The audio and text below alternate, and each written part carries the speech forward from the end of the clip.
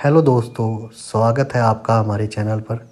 Channel के साथ जुड़े रहने के लिए चैनल को सब्सक्राइब करें और बेल आइकन को ज़रूर दबाएं।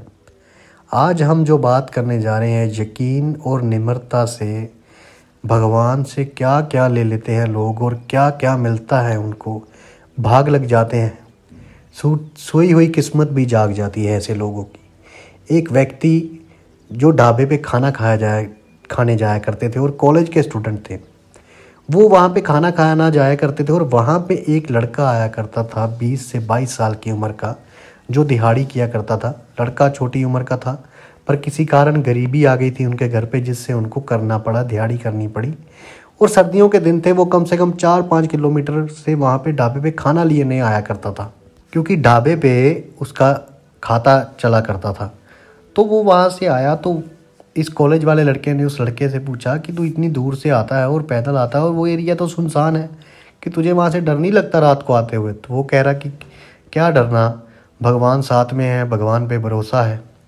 तो इतनी बात की तो कहते ठीक है, भगवान पे भरोसा होना चाहिए। तो उसने कहा कि मेरे को एक राजमा दे दो और साग दे दो और साथ में कुछ रोटियां दे दो, मेरे को घर लेके जानी है। तो वो घर ले गए और उस दिन उसको पैसे मिले थे, कोई काम मिल गया था जिससे उसके पास ज़्यादा पैसे थे, 7-8 हज़ार रुपया था। तो उसने वो पैसे दिए और कुछ पैसे दिए उनको, ढाबे वालों को खाना लिया और घर को चल दे दिया। वो लड़का जो खाना खाने आया हुआ था वो खाना खा रहा था।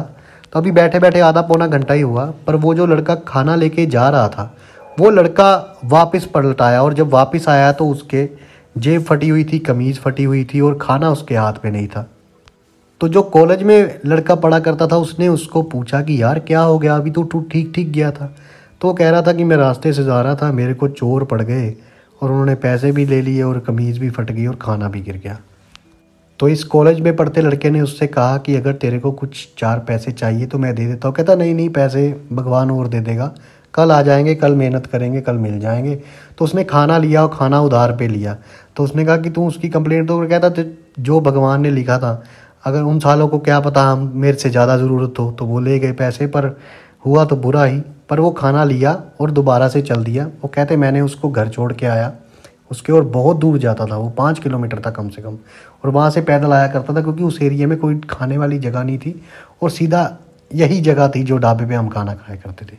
और जब खाना खाने आया तो कहते फिर उसके 2 दिन के बाद वही लड़के जो चोर थे वो बिल्कुल सामने से तेज़ी से गुजर रहे थे और हम ढाबे पे खाना खा रहे थे। तो सामने से एक ट्रक आया और उस पर बजे जाके बड़ी ज़ोर से। कहते वो इतनी ज़ोर से गिरे तो ये उठ के फटाफट गया। जब इसने शक्लें देखी कहता ये तो चोर हैं वही। तो मैंने कहा, हम लोगों ने कहा जो उनके साथ थे, कि मैंने कहा कि मरने दो इनको, परंतु वो लड़का जिसकी चोरी हुई थी वो बोला कि नहीं सर, इसको हम हॉस्पिटल में छोड़ देते हैं, क्या पता ये ठीक हो जाए, कुछ भला हो जाए।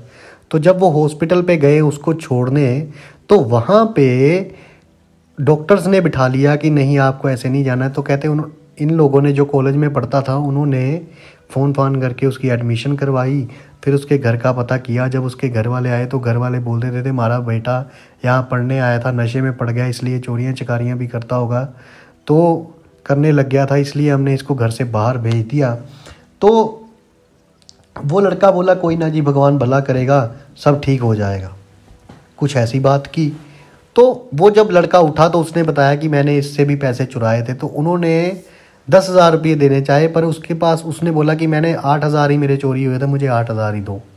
तो उन्होंने वो लिया और वो लड़का जो था उसने भी सॉरी फील किया, मुझे माफ़ कर दो, और वो अपने घर वालों के साथ चला गया। 2 चीज़ें हुई इसमें, एक तो यकीन था भगवान पे कि कोई ना चोरी होगी, पता नहीं उनको क्या ज़रूरत थी, ठीक है जो भगवान करेगा भगवान कल दे देगा, हुआ तो बुरा पर भगवान कल दे देगा। दूसरा, उसने उनके बच्चों को नशे से बचाया और वो उसको घर का रास्ता दिखाया। और तीसरा कह रहा जब हम उसके बाद हमारी छुट्टियां ख़त्म हो गई, हम अपने कॉलेज में आ गए, बाकी जो लोग थे वो अपने अपने कॉलेज में चले गए। फिर हम 3 से 4 साल बाद उसको मिले, तो वो 4 साल बाद उस लड़के के पास अपनी गाड़ी थी, उस पर पूरे रहमत थी खुदा की, उस भगवान की पूरी उस पर कृपा बरस रही थी, और उसको काम मिल गया था किसी कंपनी में जहाँ पे वो पैसे इन्वेस्ट किया करता था एज ए ट्रेडर।